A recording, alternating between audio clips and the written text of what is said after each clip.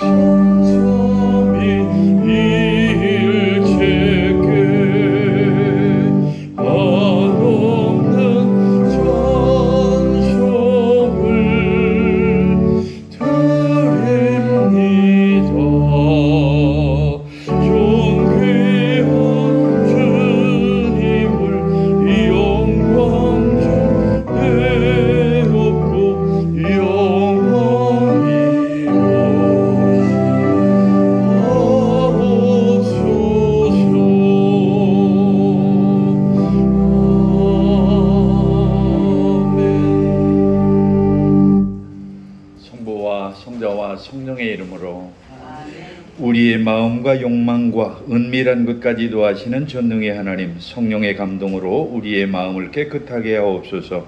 하나님을 온전히 사랑하고 그 거룩하신 이름을 진심으로 찬양하게 하옵소서. 주 예수 그리스도의 이름으로 기도하옵나이다.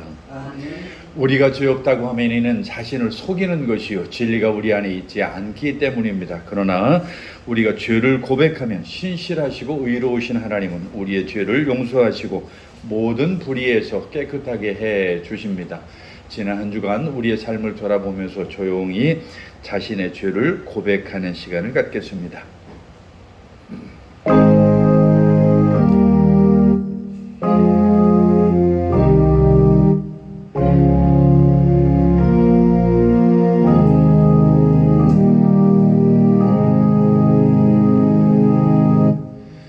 우리는 죄에서 벗어날 수 없음을 고백하나이다. 생각과 말과 행위로 죄를 지었으며 원하는 선을 행치 아니하고 원하는 것을 행하였나이다. 우리는 마음을 다하여 주를 사랑하지 않았으며 내 이웃을 남과 같이 사랑하지도 않았나이다. 하나님의 아들 주 예수 그리스도를 보시고 우리를 하나님 여기옵소서. 용서하시고 새롭게 하옵소서. 주님 뜻 안에서 기뻐하며 주의 길을 걸으며 하나님의 거룩하신 이름을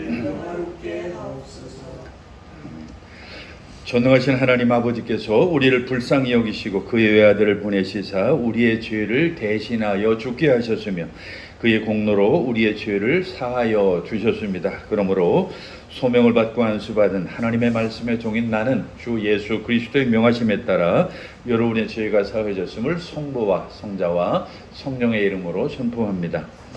이제 자리에 앉으셔서 찬송가 뒤에 교독문 13번을 같이 교독하겠습니다.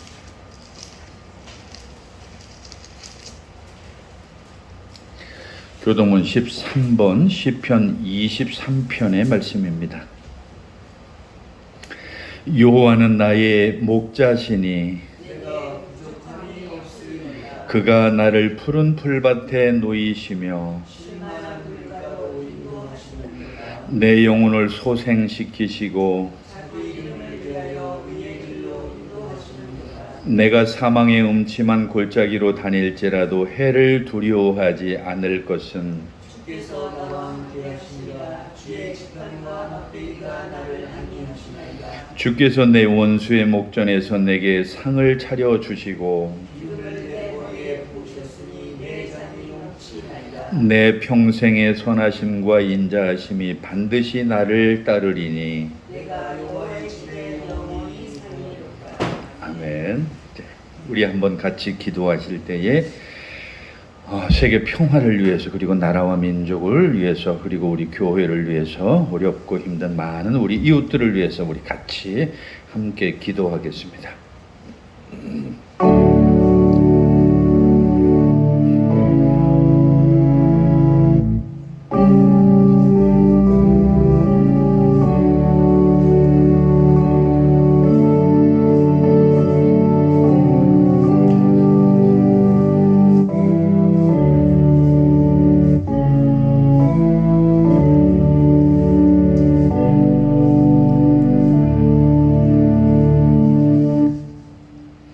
오늘 같이 보실 구약 성경의 말씀은 이사야서 55장에 있는 말씀입니다. 구약 성경 1035쪽에 있는 이사야서 55장 1절로 5절까지 있는 말씀입니다. 오늘의 구약 성경 말씀인 이사야서 55장 1절로 5절까지 있는 말씀을 우리 같이 읽겠습니다. 오호라 너희 모든 목마른 자들아 물로 나아오라. 돈 없는 자도 오라. 너희는 와서 사 먹되 돈 없이 값 없이 와서 포도주와 젖을 사라. 너희가 어찌하여 양식이 아닌 것을 위하여 은을 달아주며 배부르게 하지 못할 것을 위하여 수고하느냐. 내게 듣고 들을지어다. 그리하면 너희가 좋은 것을 먹을 것이며 너희 자신들이 기름진 것으로 즐거움을 얻으리라. 너희는 귀를 기울이고 내게로 나와 들으라. 그리하면 너희의 영혼이 살리라. 내가 너희를 위하여 영원한 언약을 맺으리니 곧 다윗에게 허락한 확실한 은혜이니라. 보라 내가 그를 만민에게 증인으로 세웠고 만민의 인도자와 명령자로 삼았나니 보라 네가 알지 못하는 나라를 내가 부를 것이며 너를 알지 못하는 나라가 내게로 달려올 것은 여호와 내 하나님 곧 이스라엘의 거룩하신 이로 말미암음이니라. 이는 그가 너를 영화롭게 하였느니라. 아멘. 오늘 서간문은 로마서 9장의 말씀입니다. 신약성경 251쪽에 있는 로마서 9장 1절로 13절까지 있는 말씀입니다. 오늘의 서간문인 로마서 9장 1절로 13절의 말씀을 우리 같이 읽겠습니다. 내가 그리스도 안에서 참말을 하고 거짓말을 아니하노라. 나에게 큰 근심이 있는 것과 마음에 그치지 않는 고통이 있는 것을 내 양심이 성령 안에서 나와 더불어 증언하노니 나의 형제 곧 고륙의 친척을 위하여 내 자신이 저주를 받아 그리스도에게서 끊어질지라도 원하는 바로라. 그들은 이스라엘 사람들이라. 그들에게는 양자됨과 영광과 언약들과 율법을 세우신 것과 예배와 약속들이 있고 조상들도 그들의 것이요 육신으로 하면 그리스도가 그들에게서 나셨으니 그는 만물 위에 계셔서 세세의 찬양을 받으실 하나님이시니라. 아멘. 그러나 하나님의 말씀이 폐하여진 것 같지 않도다. 이스라엘에게서 난 그들이 다 이스라엘이 아니요 또한 아브라함의 씨가 다 그의 자녀가 아니라 오직 이삭으로부터 난 자라야 내 씨라 불리리라 하셨으니 곧 육신의 자녀가 하나님의 자녀가 아니요 오직 약속의 자녀가 씨로 여기심을 받았느니라. 약속의 말씀은 이것이니 명년이 때에 내가 이르리니 사라에게 아들이 있으리라 하심이라. 그뿐 아니라 또한 리브가가 우리 조상 이삭 한 사람으로 말미암아 임신하였는데 그 자식들이 아직 나지도 아니하고 무슨 선이나 악을 행하지 아니한 때에 택하심을 따라 되는 하나님의 뜻이 행위로 말미암지 않고 오직 부르신 이로 말미암아 서게 하려 하사 리브가가 이르시되 큰 자가 어린 자를 섬기리라 하셨나니 기록된 바 내가 야곱은 사랑하고 에서는 미워하였다 하심과 같으니라. 아멘. 찬송가 524장입니다.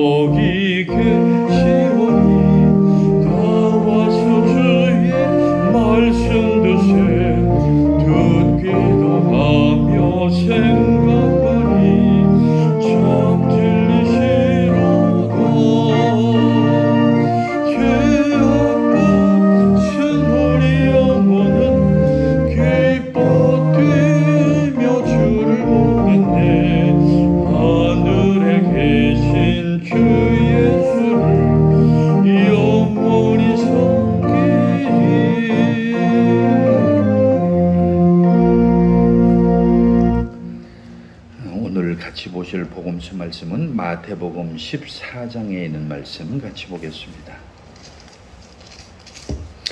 마태복음 14장 13절로 21절까지 있는 주님의 말씀을 펴시고 주님의 말씀을 듣기 위해서 자리에서 일어서시겠습니다. 오늘의 주님의 말씀은 마태복음 14장 13절로 21절에 있는 말씀을 제가 대신 여러분들에게 읽어드리겠습니다. 예수께서 들으시고 배를 타고 떠나사 따로 빈들에 가시니 무리가 듣고 여러 고을로부터 걸어서 따라간지라. 예수께서 나오사 큰 무리를 보시고 불쌍히 여기사 그 중에 있는 병자를 고쳐주시니라. 저녁이 되매 제자들이 나와 이르되 이곳은 빈들이요 때도 이미 저물었으니 무리를 보내어 마을에 들어가 먹을 것을 사 먹게 하소서. 예수께서 이르시되 갈 것 없다. 너희가 먹을 것을 주라.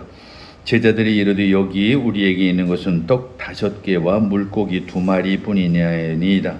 이르시되 그것을 내게 가져오라 하시고 무리를 명하여 잔디 위에 앉히시고 떡 5개와 물고기 2마리를 가지사 하늘을 우러러 축사하시고 떡을 떼어 제자들에게 주시매 제자들이 무리에게 주니 다 배불리 먹고 남은 조각을 12바구니에 차게 거두었으며 먹은 사람은 여자와 어린이 외에 5,000명이나 되었더라.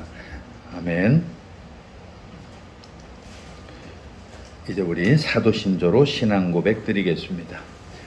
전능하사 천지를 만드신 하나님 아버지를 내가 믿사오며 그 외아들 우리 주 예수 그리스도를 믿사오니 이는 성령으로 잉태하사 동정녀 마리에게 나시고 본디오 빌라도에게 고난을 받으사 십자가에 못 박혀 죽으시고 장사한 지 사흘 만에 죽은 자 가운데에서 다시 살아나시며 하늘에 오르사 전능하신 하나님 우편에 앉아 계시다가 저리로서 산자와 죽은 자를 심판하러 오시리라.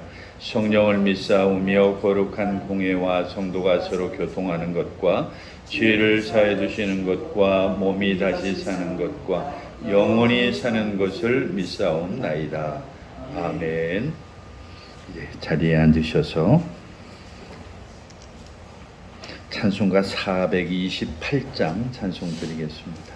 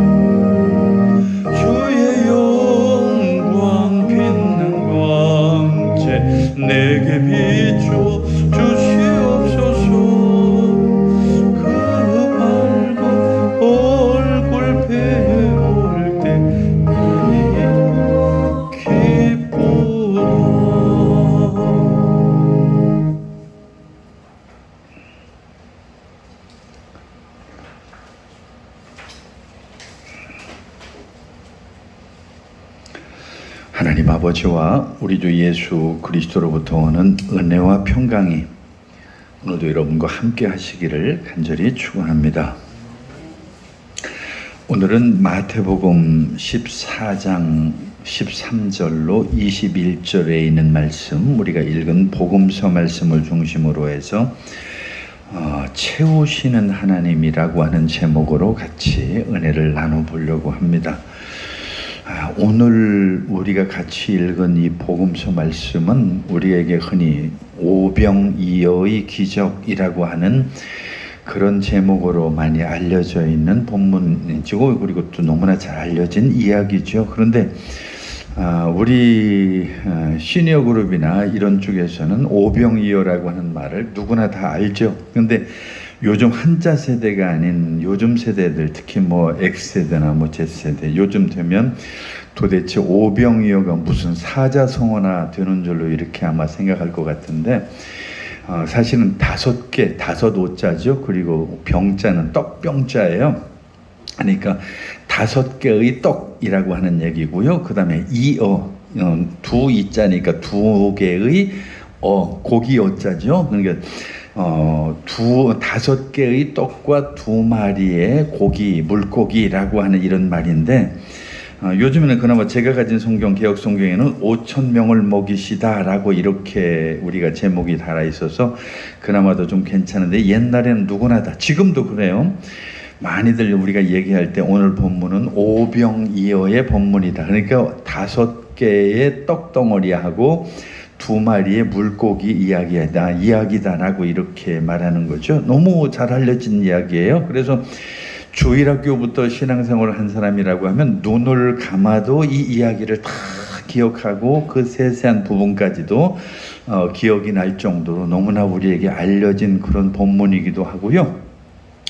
너무 알려지다 보니까 우리 성경책에서 가장 많이 알려진 한두 가지 이야기 중에 들어가는 그런 정도로 아주 대단한, 많이 알려진 그런 본문이기도 하죠.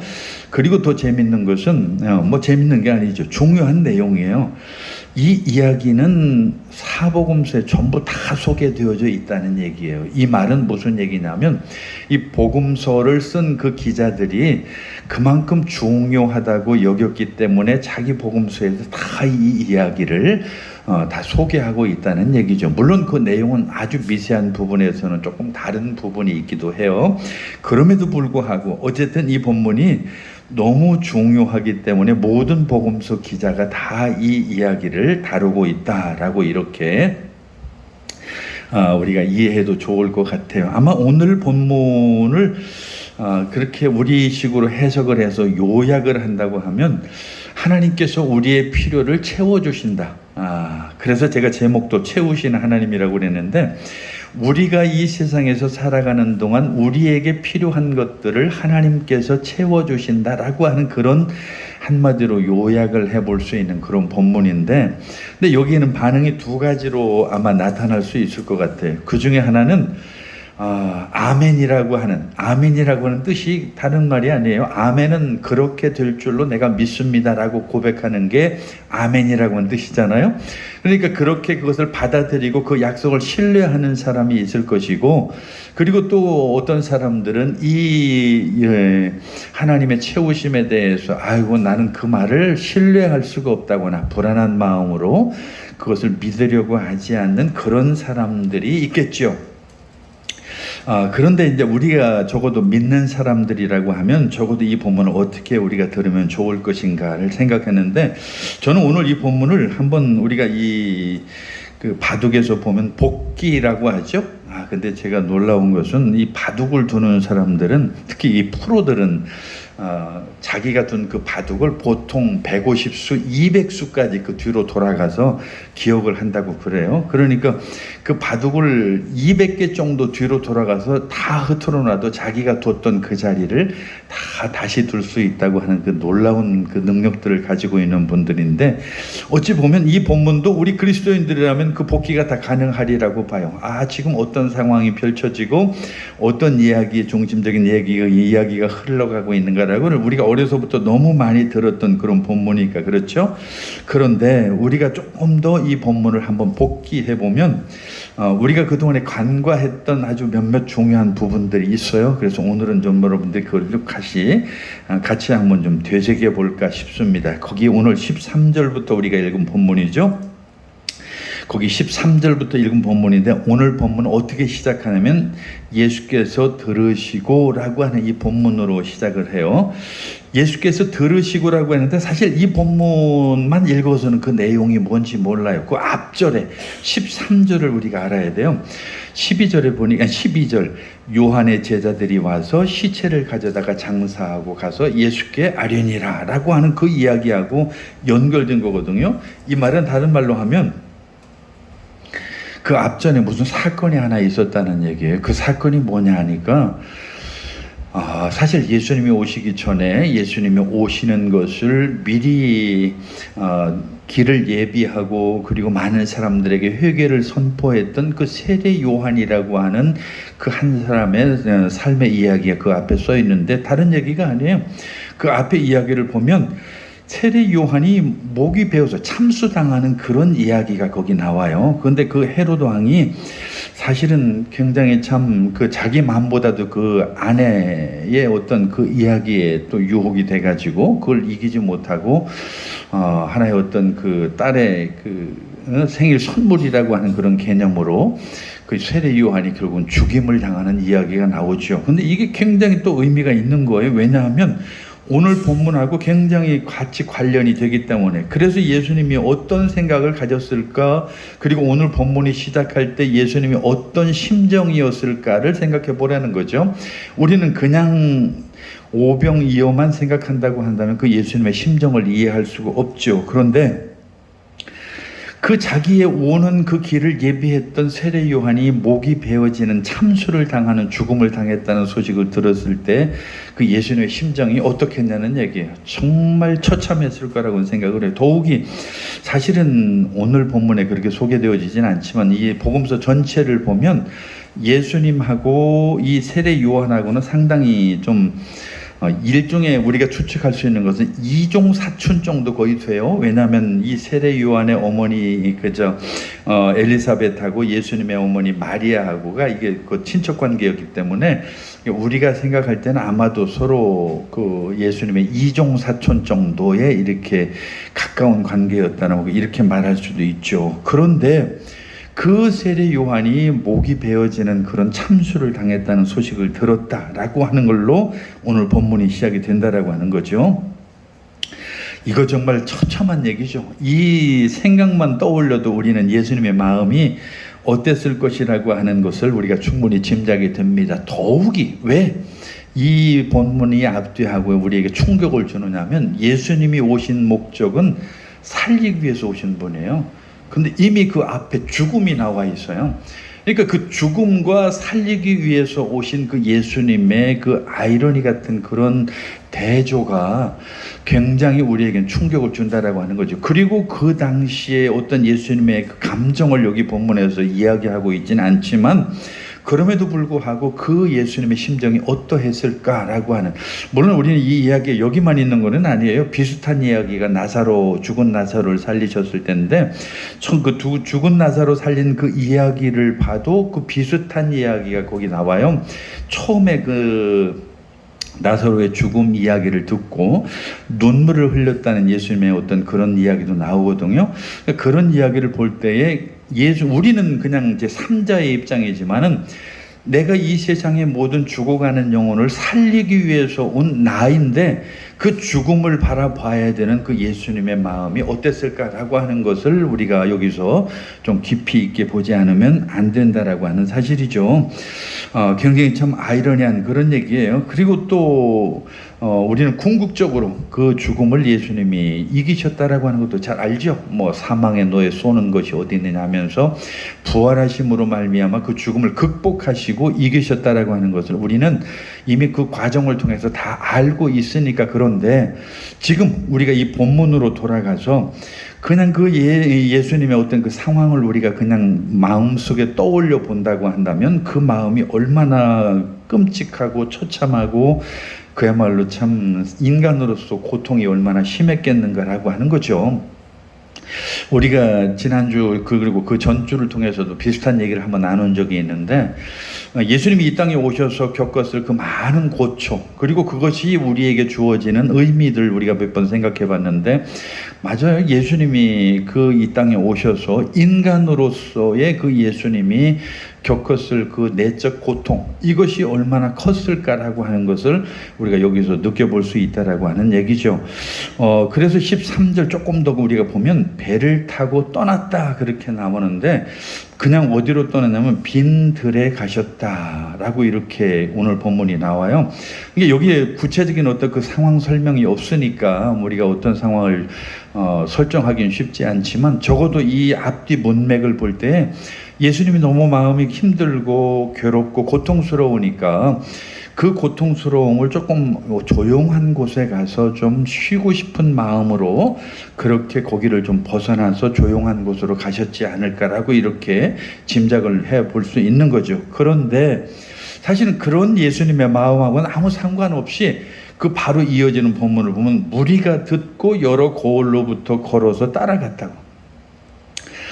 그러니까 인간의 어떤 그 단순함이라고 그럴까요? 예수님을 전혀 이해하지 못하는 인간과 예수님의 어떤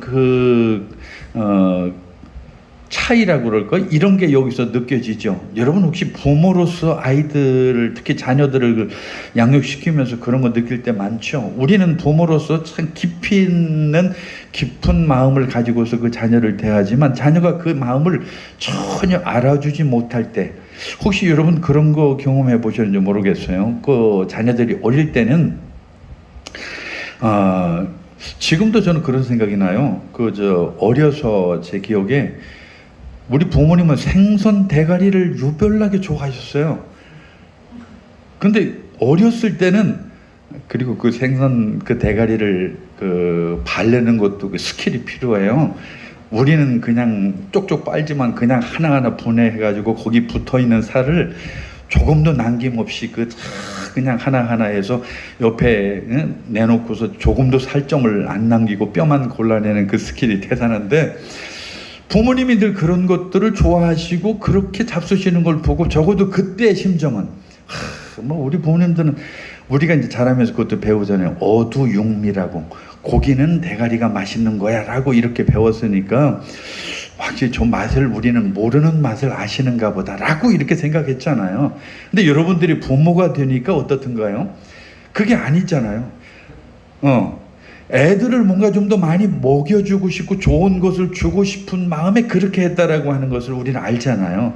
근데 그때 느꼈을 그 부모 마음, 오늘 예수님이 오늘 본문을 보면 그 마음이 아니었을까. 오늘 본문 보면 예수님은 너무 힘들어서 좀 조용한 곳에 가서 좀 쉬고 싶고, 조용한 곳에 가서 뭔가 마음의 정리도 하고 싶고, 그리고 그 충격적인 마음을 좀 가라앉히고 싶었는데, 오늘 보니까 이 대중들은 전혀 그 마음을 이해를 못해요.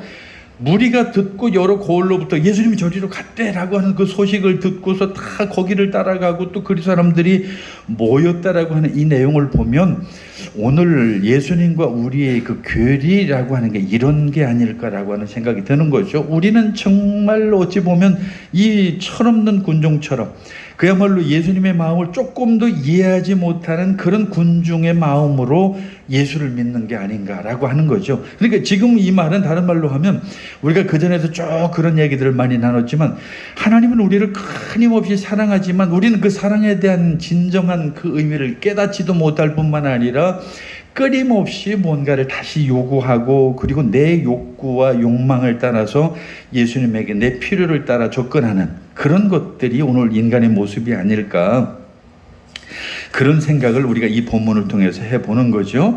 어쨌든 오늘 본문에 보면 예수님은 홀로 있을 수 있는 조금 좀 한적한 곳을 찾아가셨다라고 하는 것을 우리가 볼 수가 있죠. 그러니까 여기서 우리가 어찌 보면 또 다른 면에서 생각해 볼 수도 있어요. 즉, 이 말은 예수님이 꼭 지치셔서만 그랬던 거는 아닐 것 같기도 하고요. 그리고 그 군중들의 번잡함으로부터 벗어나고 싶어서만 그랬던 거는 아닐 것 같아요. 왜냐하면 그 뒤 내용을 보면 조금 우리가 그 짐작이 돼요.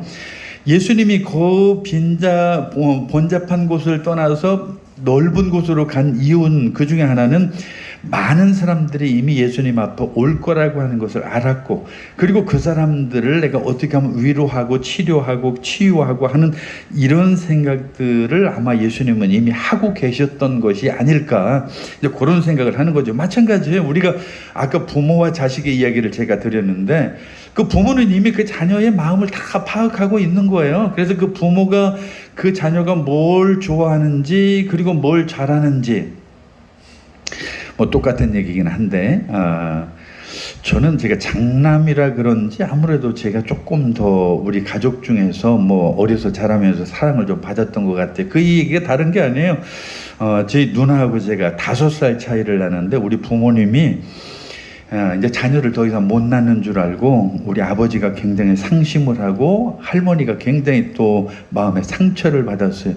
옛날에는 누가 대를 이은 아들이 나와야 되잖아요. 그런데 5년 만에 제가 나온 거예요. 그러니 뭐 그냥 춤추는 정도가 아니죠. 우리 할머니가 저를 너무 좋아서 온 동네를 돌아다니면서 저를 자랑을 하고요. 하여튼 그런 이야기 저런 이야기 했는데, 제가 조금 이건 가끔씩 찐한 농담이라고 하면서 제가 자주 얘기하는 게 있어요. 나는 우리 자라면서 우리 동네에 있는 모든 아줌마들의 젖을 다 빨았다고. 이거 굉장히 위험한 말이거든요. 근데 제가 실제로 그랬거든요. 어머니가 이제 그렇게 농사일에 나가고 그러면 우리 할머니가 제가 자랑스러우니까 젖동량이라고 그러죠. 옛날엔 사실 그게 전혀 부끄러운 것도 아니고 당연한 것처럼 그랬어요. 그러니까 제 또래가 그 당시에 20명 정도 됐는데 돌아다니면서 온 동네 아줌마들 저들 제가 다 빨았거든요. 그러니까 그런 정도의 어떤 그런 상황들을 우리가 고려한다고 한다면 정말 어떤 의미에서 보면 제가 뭔 얘기해도 여기까지 왔는지 모르겠네. 하여튼 그렇게 해서 이 예수님의 어떤 새로운 면, 그러니까 부모로서의 어떤 그 마음, 그러니까 부모로서는 그 마음이 또 다른 마음을 가질 수 있는 것처럼 그 얘기를 하려고 그랬구나.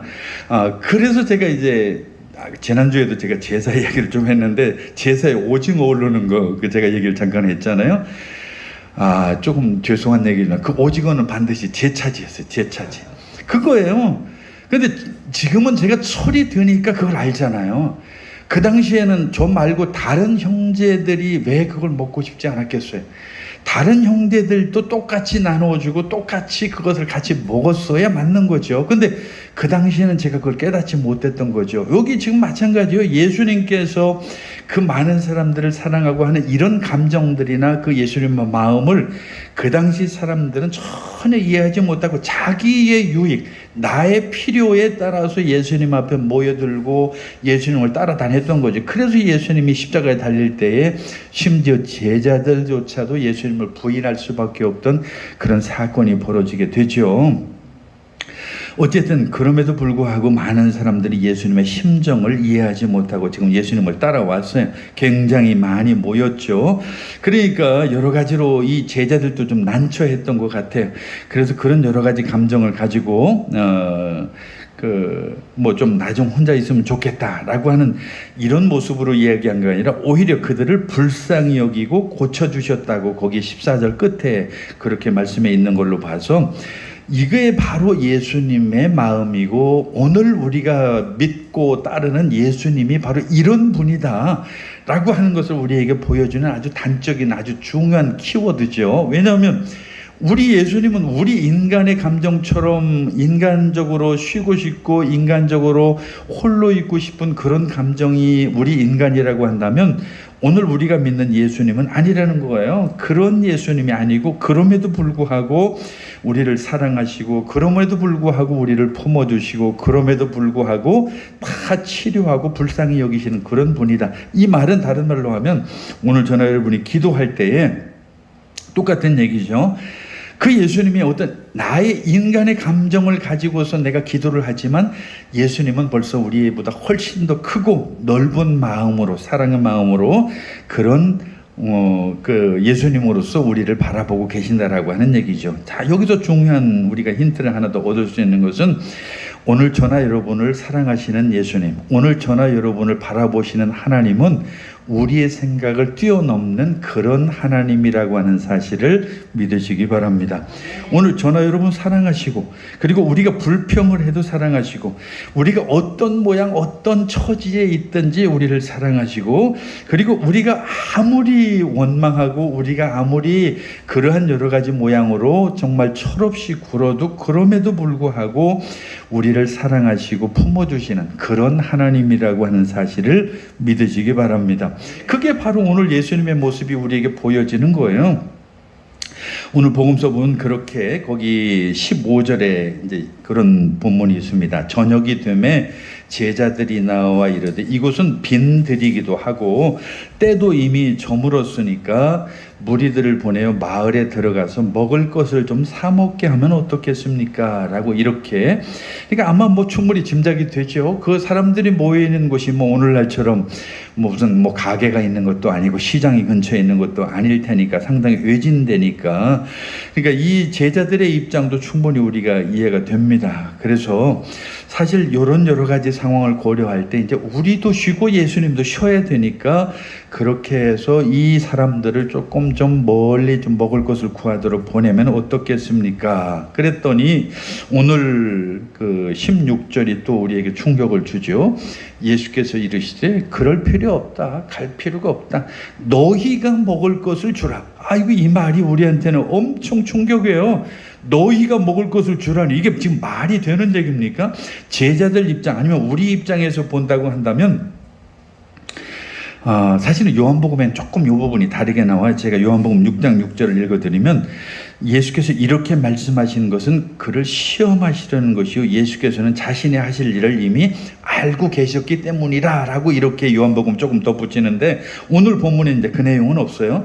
다만 제자들의 마음이 그런 상황인데 제자들 입장에서 보면 이것처럼 황당하게 없는 거예요. 아니 지금 예수님 무슨 말씀하시는 거예요? 너희가 주라니요. 이게 말이 되는 얘기예요? 더욱이 지금 뒤에 나오겠지만 이 제자들이 가진 것은 딱 5개, 떡 7개죠. 떡 5덩이하고 2마리의 물고기밖에 없는 상황이 뻔한 게 우리 다 알고 있는 상황인데 너희가 주라니, 이게 말이 되는 얘기냐는 얘기죠. 근데 여기서 우리는 엄청 큰 교훈 하나를 얻을 수가 있는데, 요한복음의 말씀을 제가 읽어드렸듯이 이미 예수님은 다 알고 계셨죠. 근데 이 말씀의 중의적인 의미를 우리가 좀 이해한다고 한다면 오늘 우리에게 하시는 말씀도 똑같아요. 오늘 예수님께서 우리를 통해서 많은 사람들에게 뭔가를 나누라고 하실 때 우리는 당연히 그렇게 얘기할 수도 있죠. 예수님 보시다시피 저는 부자도 아니에요. 예수님 보시다시피 저는 누구에게 나눌 만큼 뭐 돈이 많은 것도 아니고, 그리고 예수님 제가 다른 사람들한테 나눌 만큼 뭐 대단한 큰 지위를 가진 것도 아니고, 지금 보시다시피 나는 지금 참 하루하루 벌어서 열심히 살아가는 그냥 그야말로 서민 중에 극빈층에 속하는 이런 사람인데, 그 예수님이 우리를 향해서 너희가 거기 보니까 너희가 먹을 것을 주라고 하는 16절 말씀처럼 우리한테 그렇게 말씀하시는데 우리도 똑같이 그렇게 반문하지 않겠냐는 얘기죠.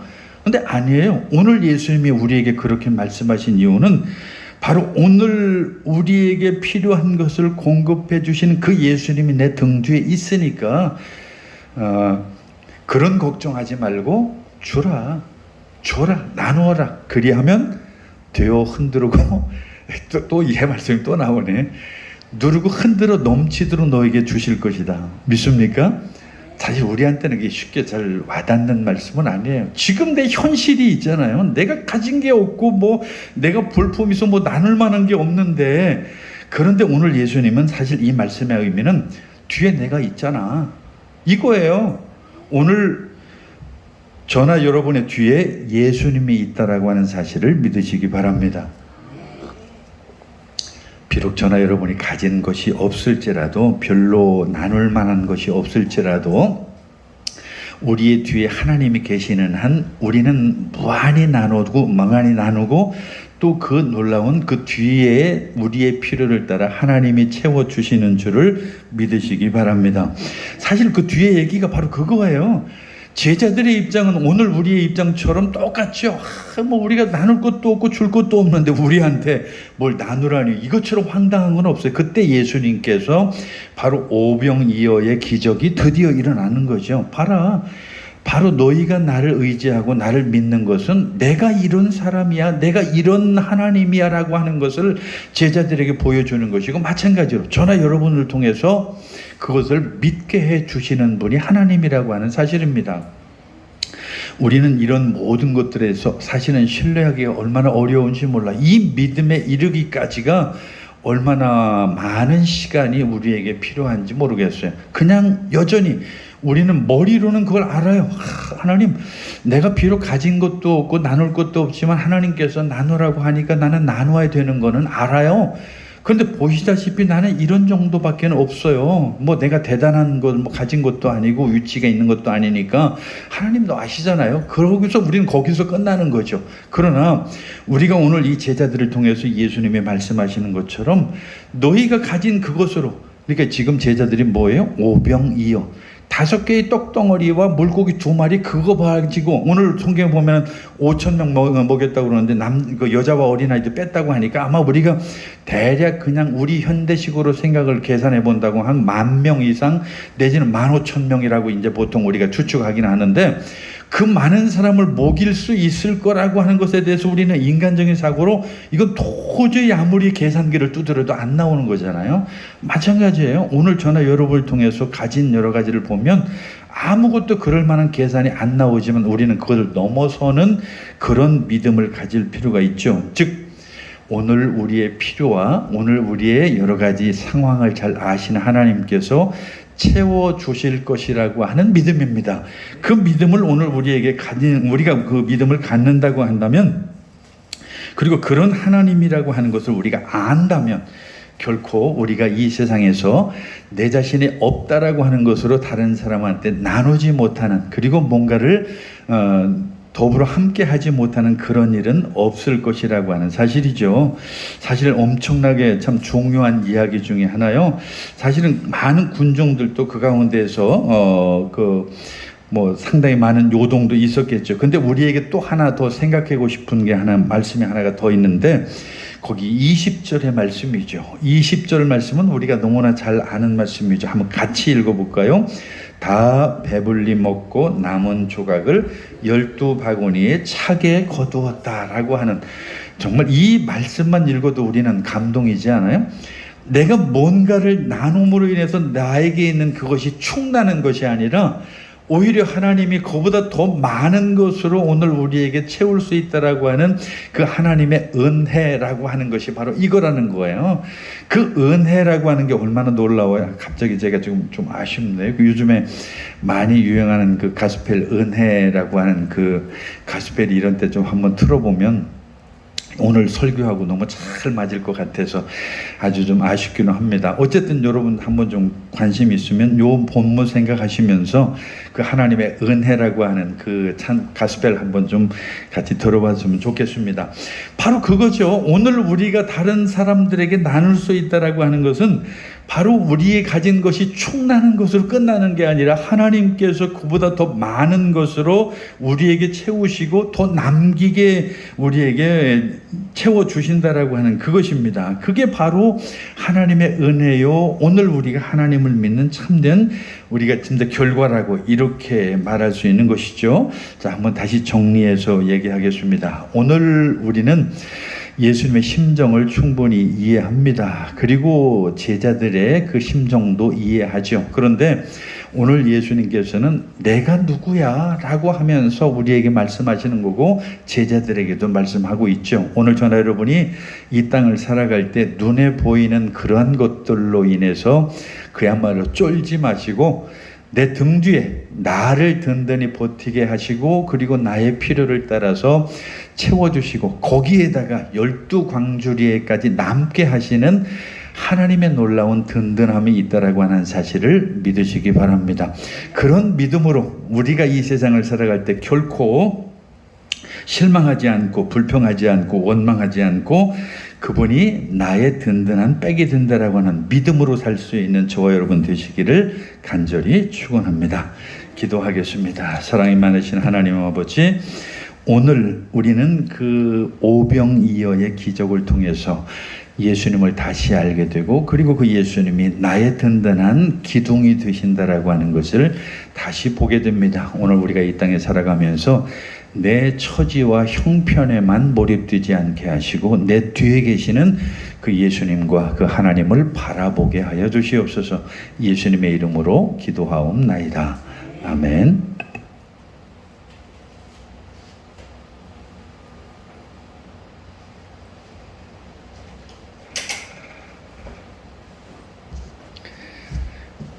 이제 우리 570장 부르면서 봉헌 드리겠습니다.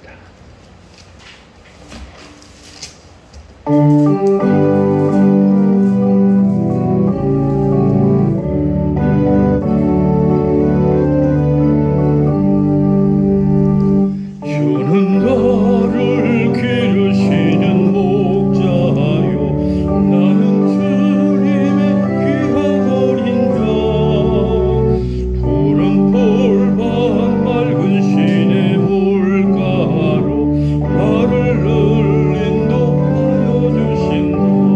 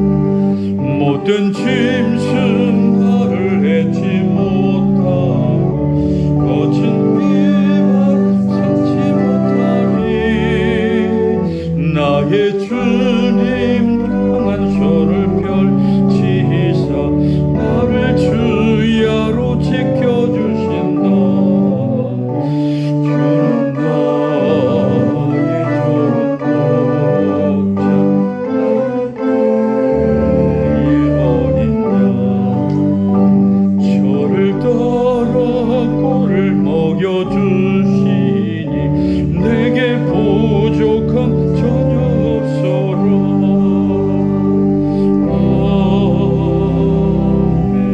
아멘. 기도하겠습니다. 사랑이 많으신 하나님 아버지, 오늘 우리를 채우시고 우리의 필요를 따라서 우리와 더불어서 든든한 힘이 되시는 주님을 우리가 믿게 하시고 그 가운데서 거하게 하여 주시옵소서. 오늘도 하나님 앞에 드린 물질이 있습니다. 기뻐 받으시고 드린 손길마다 하나님의 은혜가 넘치게 하시며 특별히 그 물질이 닿는 곳마다 놀라운 열매가 맺혀지도록 주께서 역사하여 주시옵소서. 감사하며 예수님의 이름으로 기도하옵나이다. 아멘.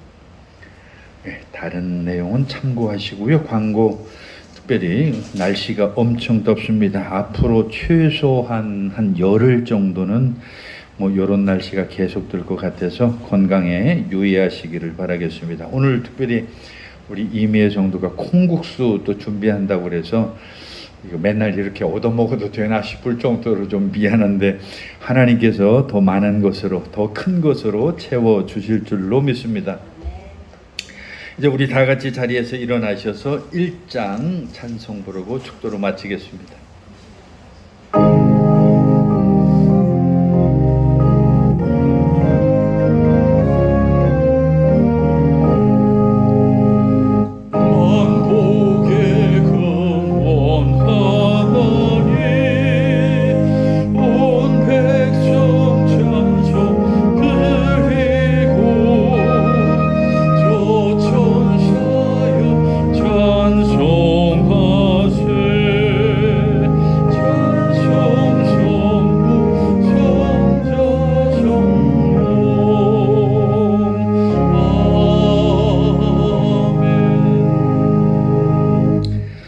이제는 우리 주 예수 그리스도의 크신 은혜와 하나님 아버지의 극진하신 사랑과 성령의 감동함과 교제 교통하심이 이제 하나님을 믿고 그 가운데 신뢰하며 채우시는 하나님인 것을 그 마음속에 고백하고 따르는 귀한 사랑하는 모든 성도들 머리 위에 이제부터 영원까지 함께 하시기를 간절히 축원하옵나이다. 아멘.